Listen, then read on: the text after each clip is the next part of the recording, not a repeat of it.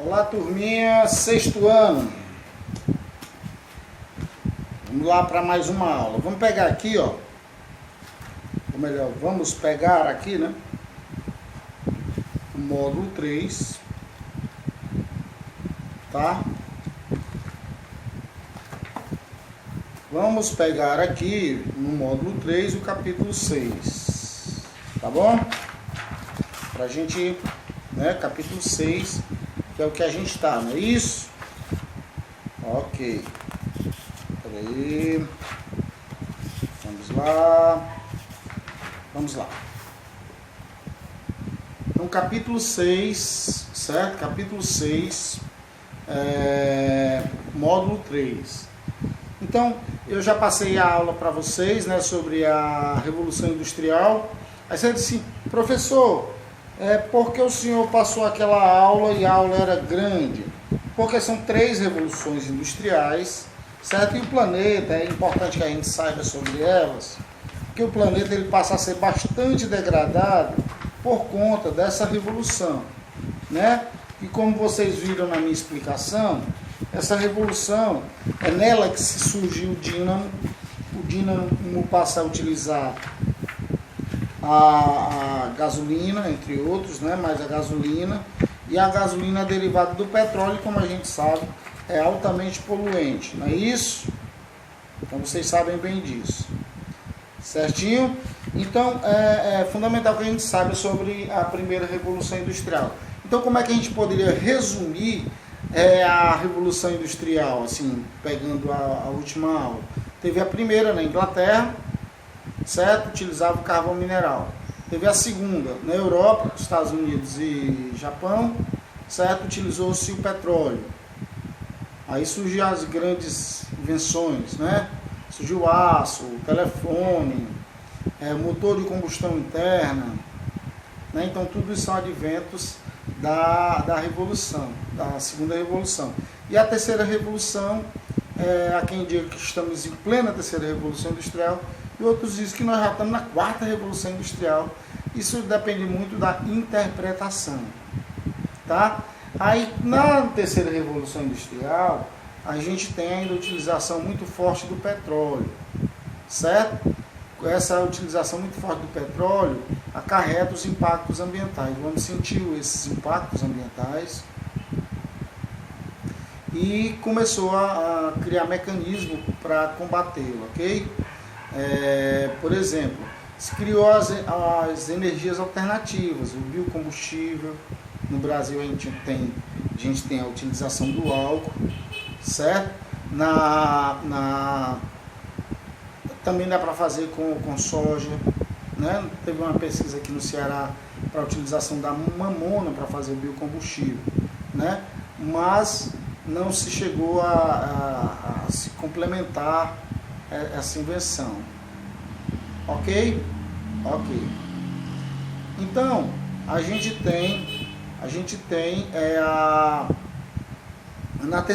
durante a terceira Revolução Industrial, é detectado o buraco da camada de ozônio. Não é isso? Então, o homem começa a se preocupar e alguns organismos ambientais.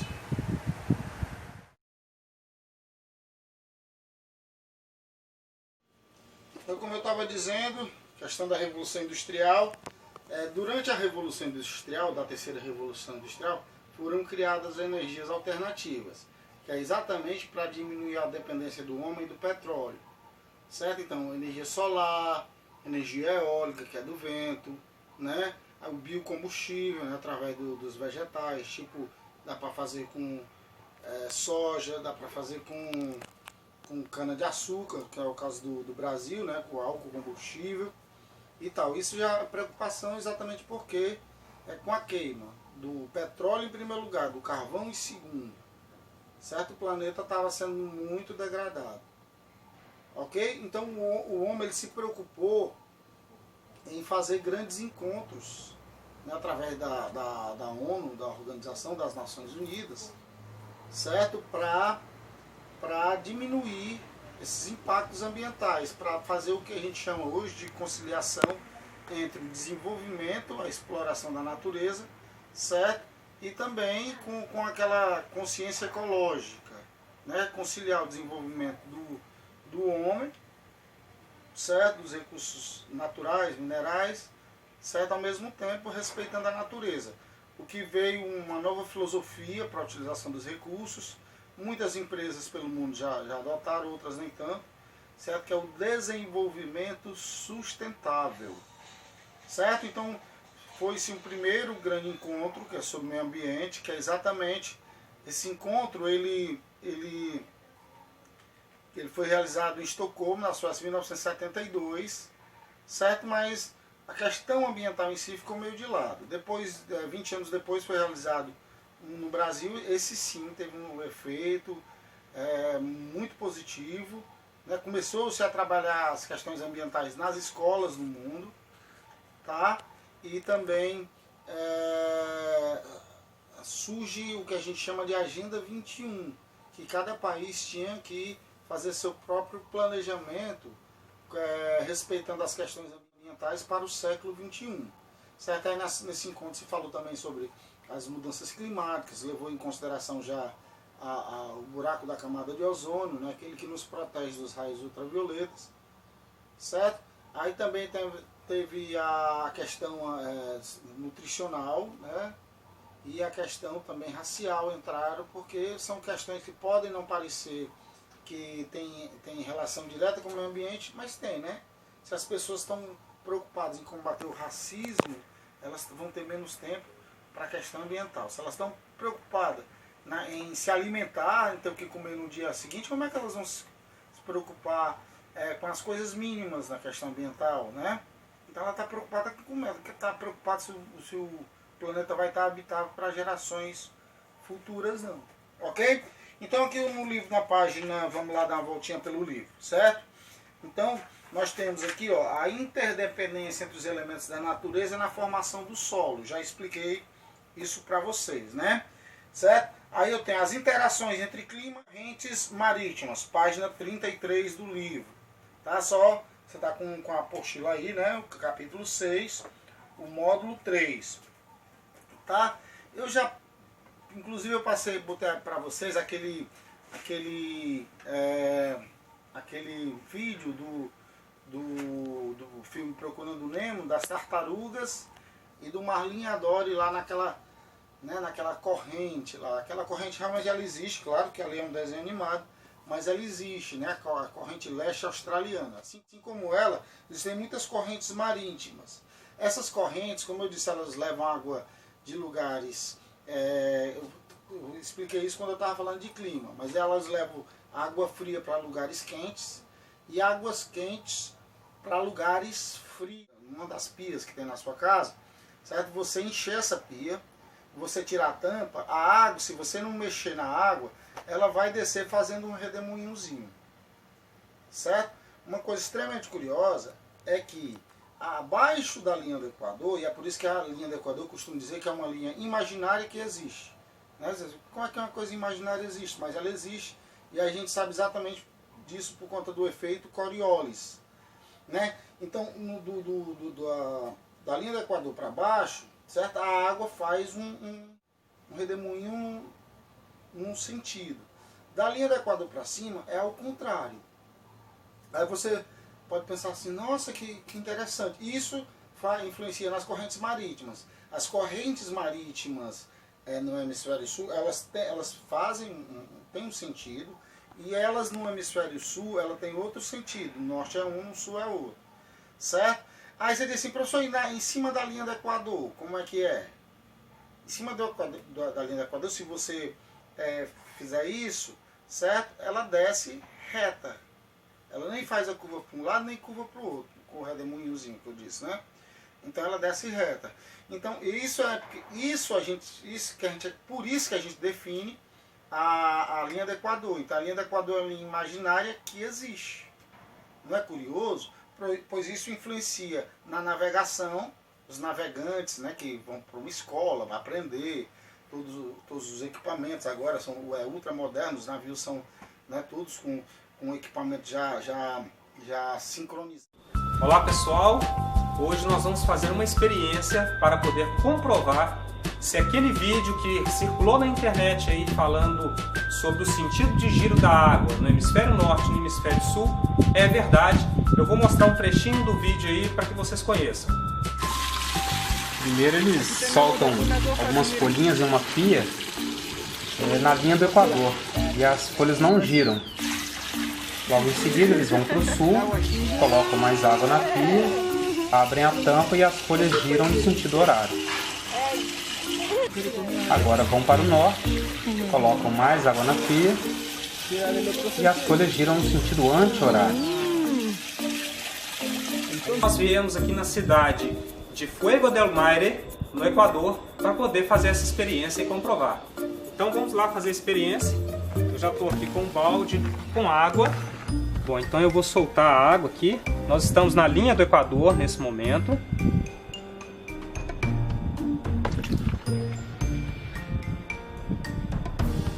Observe que as folhas estão descendo aqui, não aconteceu nenhum tipo de giro. Elas praticamente desceram na mesma posição que elas estavam no começo.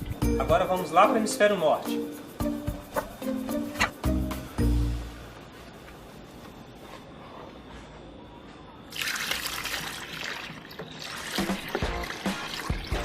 Vou colocar na água aqui.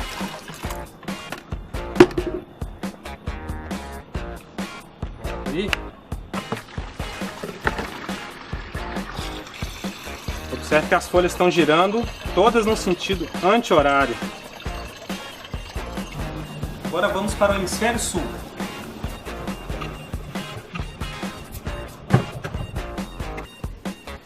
Lá no hemisfério sul, a água.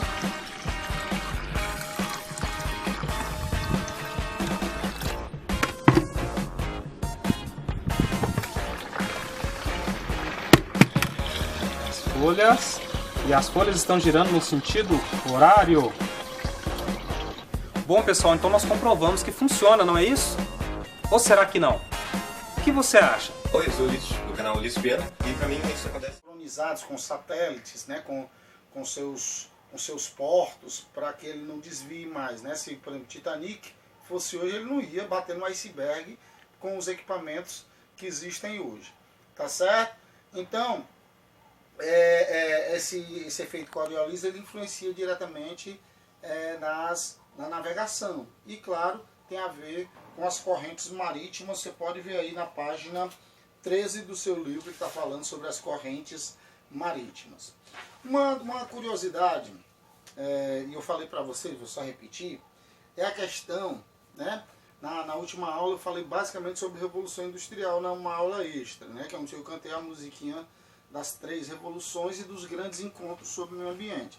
Então você tem um fenômeno chamado El Niño, certo? O fenômeno El Niño é o fenômeno de superaquecimento das águas do Pacífico Sul. Então ele vai influenciar diretamente aonde? Certo? Um monte de lugar, né? Ele influencia. Mas, curiosamente, ele acaba influenciando na quadra chuvosa aqui do Nordeste e aqui do Ceará. Segundo alguns meteorologistas, climatologistas, eles acabam influenciando isso, né? Pronto, então El Niño, o contrário, já expliquei porque é El Niño, né? El Niño é porque acontece, isso aí tá na página 34, tá legal? Se quiser dar uma lidinha lá, ó, certo? É uma leitura complementar, El Niño. Ele recebe esse nome porque ele acontece no mês de dezembro. No mês de dezembro a gente lembra de quê? Do Natal. Natal lembra que é o nascimento do menino Jesus. E El Niño quer dizer o menino. Tá? Por isso que foi batizado assim em homenagem ao menino Jesus. E acontece de vez em quando um fenômeno ao contrário, que é o fenômeno de resfriamento das águas do Pacífico Sul, que recebe o nome contrário ao El Niño, ou seja, recebe o nome de Laninha, quer dizer a menina. Certo? Aí a referência é com relação ao menino, né? Ao El Niño. Ok?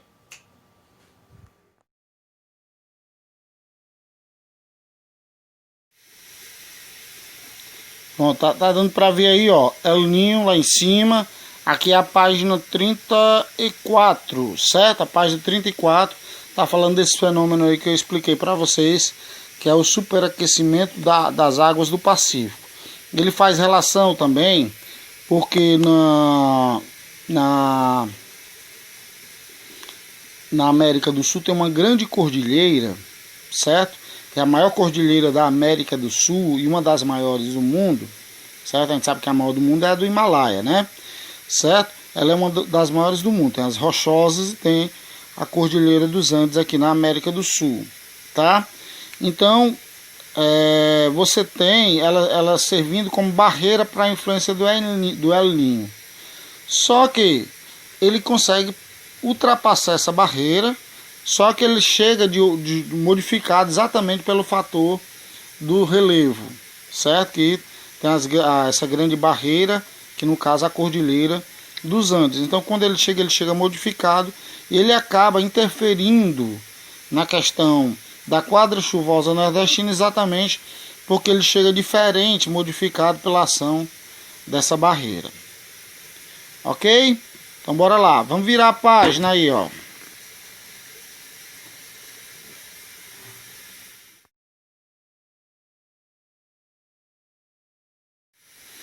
Ok, aí nós temos, claro e evidente, as relações entre altitude, relevo e vegetação, página 35. Estou mostrando aqui porque é necessário que a gente utilize o livro, afinal de contas, né? Uma grana boa que o pai de vocês gastou aí com os livros, então a gente se faz necessário que a gente utilize, tá? Então eu tenho aí, ó, como eu falei para vocês quando a gente estava falando de clima, que um fator que influencia o clima diretamente, junto com os outros, com as correntes marítimas que eu falei agora há pouco, com a maritimidade, a continentalidade, as massas de ar e a latitude, um fator que vai influenciar, né, é a altitude. Nós temos até um cálculo, né, que fala da altitude, tá? Como que a altitude influencia? Porque assim, ó, quanto mais alto, mais frio fica, certo? Claro, nós estamos falando apenas de troposfera e estratosfera. A partir da estratosfera já se tem uma nova realidade em termos de atmosfera. Se vocês estão lembrados como é a subdivisão da camada atmosférica, né? Troposfera, estratosfera, mesosfera, termosfera e exosfera, né? Então, quanto mais você sobe, mais a pressão dos gases, eu não vou dizer do ar, porque quando a gente fala ar, a primeira coisa que vem na nossa cabeça é o oxigênio. Então, dos gases sobre a superfície, são vários gases, né? Os gases pesados ficam aqui na superfície e os gases mais leves sobem. Mas a pressão ela se torna maior, certo? À medida que você vai aumentando, né, sua altitude. Quem define a altitude, a gente sabe que é o nível do mar, é 0 metro. A partir do nível do mar começa a subir em termos de altitude positiva, né? Porque abaixo do nível do mar seriam as altitudes negativas, que é abaixo de 0 metro, não é isso? Então acima de 0 metro nós temos as altitudes positivas. Então quanto mais você sobe, maior aumenta essa pressão dos gases sobre você, sobre as montanhas, certo? Então você vai sentindo. É como, por exemplo, você mergulha numa piscina funda, aí quanto mais fundo você vai, você tem a impressão que tem alguma coisa empurrando seu ouvido para dentro, né? Ali a pressão da água. Né? Quanto mais você desce, maior a pressão. Tanto que os submarinos, eles, para aguentar a pressão da água, eles são construídos com material extremamente resistente, senão a água, né, a água ia comprimir o submarino. Então, quanto mais você sobe, também essa pressão dos gases vai aumentando sobre você, tá? Muita gente passa mal e tal. Tem até jogos, né, que eles fazem jogos lá em outros países que tem uma altitude acima de 3.000 metros, por exemplo, certo? E os jogadores aqui, por exemplo, do Brasil, vai jogar nas altas altitudes da Cordilheira dos Andes, lá no Equador, certo? Ou então na Colômbia. Então os jogadores chegam a passar mal porque não tem o hábito, não tem o costume de estar naquele ambiente. Então, além de tudo, dessa pressão dos gases sobre a superfície, sobre as montanhas, sobre os animais, sobre nós, certo? Nós temos o que a gente chama de ar rarefeito. Aí sim nós estamos falando de oxigênio. Porque como o oxigênio é um gás pesado, ele se concentra mais nessa parte, né, bem próximo às altitudes do nível do mar, até 300 metros e tal, de 0 até 300 metros. Então, quanto mais baixo a altitude, maior a quantidade de oxigênio, como eu disse, por conta de ser um gás pesado. Tá? Então, quer dizer, os jogadores aqui, eles têm o hábito de respirar uma quantidade imensa de oxigênio. Quando eles vão subindo as montanhas, lá em cima o ar é rarefeito, ou seja, tem menos oxigênio lá do que aqui, certo? Então você passa mal tanto pela pressão atmosférica, eu já expliquei o que é, né, medida pelo barômetro, como também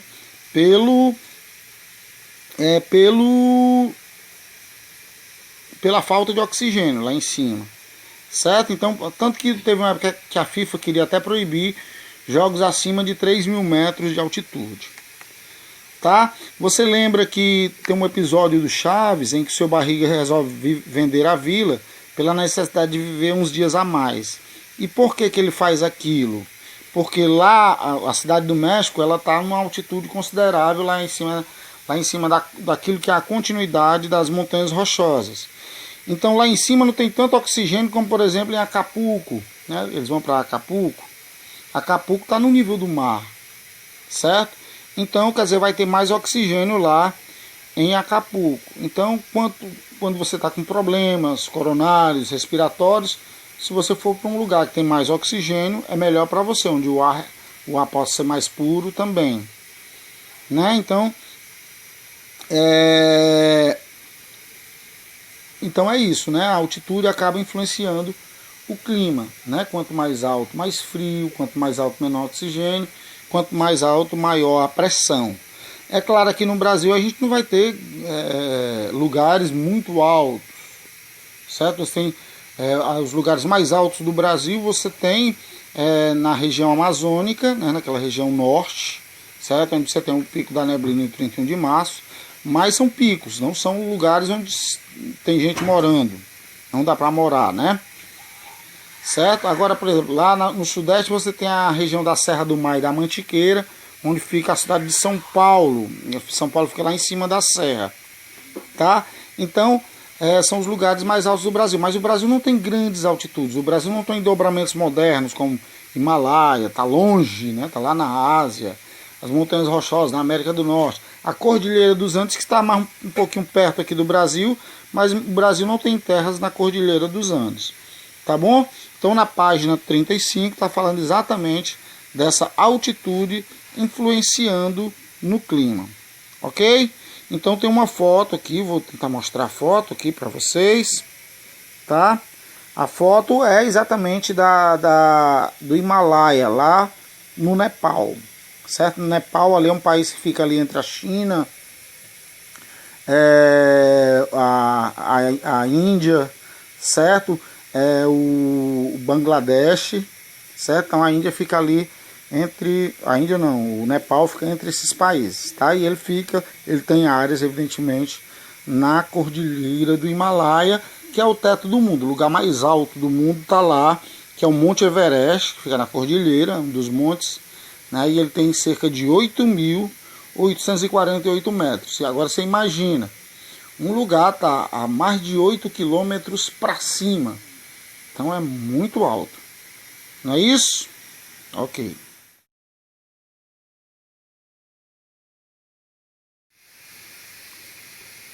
Ok, aí você tem na página 41, nosso assunto, as relações entre os elementos da natureza e a sociedade nas paisagens terrestres.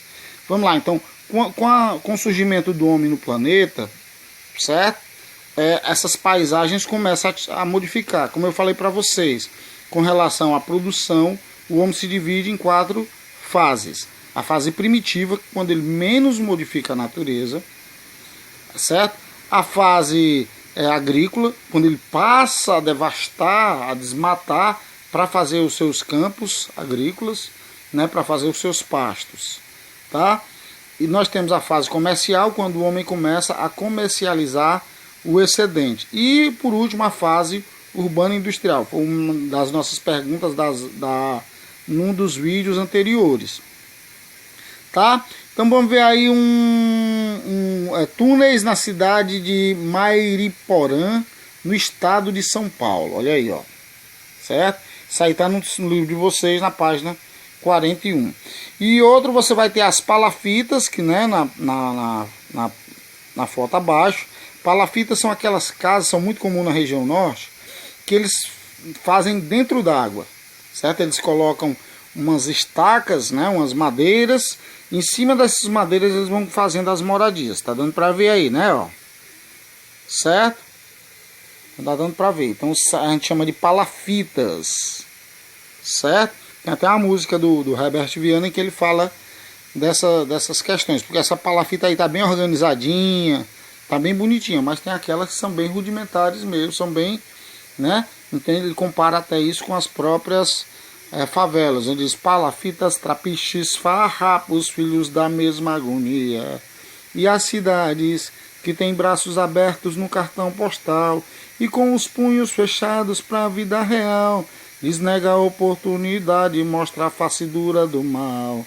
Alagado Tristal, favela da maré, a esperança não vem do mar, vem das antenas de TV, a arte de viver da fé, só não se sabe o que é viver.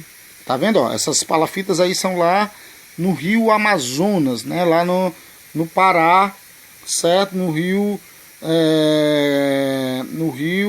Cururu, tá? É claro que quando eu falo Amazonas é porque a bacia amazônica é um conjunto de muitos rios, entre eles o próprio Amazonas, mas tem outros rios que são afluentes, como a gente já viu, né? O que são afluentes, subafluentes, rio principal Amazonas, mas tem muitos afluentes. Um deles aí você vê o rio Cururu, certo? Certo? No estado do Pará, tá? Claro, esse rio recebe esse nome, claro, pela quantidade lá de sapos, né? Sapo cururu, tá?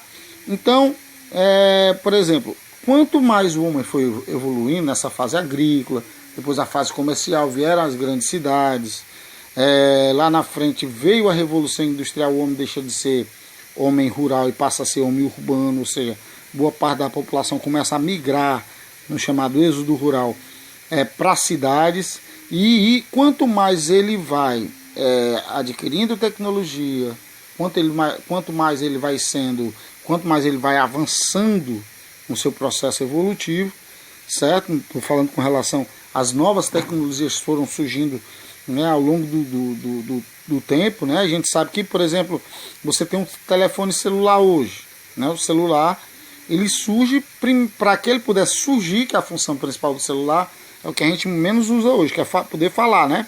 Falar com outra pessoa, né? Ligar diretamente. Mas alguém lá durante a segunda Revolução Industrial teve que inventar o telefone, que foi se modernizando, as ligações eram muito ruins, os sinais eram muito ruins, eles foram melhorando, e hoje a gente tem uma das maravilhas do século XXI, né? Que já existia, claro, no século XX, no final do século XX, né? E ultrapassa para o século XXI, certo? Que é o celular. Mas se não fosse aquela invenção bem rudimentar lá atrás do Graham Bell, certo? Ou melhor, foi o Melt quem levou o mérito, foi o Graham Bell, certo? Então a gente não teria o celular hoje. Uma coisa foi puxando a outra. É isso? Os carros hoje que são maravilhosos, tem uma velocidade medonha, tem GPS, né? Tem tudo o carro hoje, né?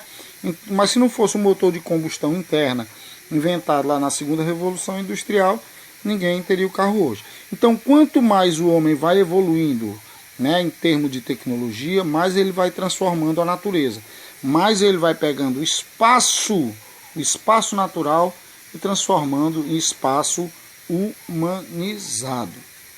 Né? Se você imaginar a nossa cidade, Fortaleza, há 200, 300 anos atrás, ela é completamente diferente, o espaço, estou falando do espaço em si, né?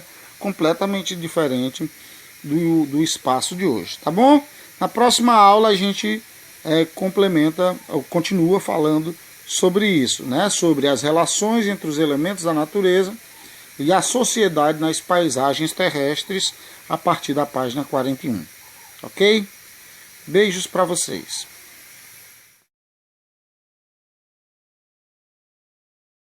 Prontinho, alunos.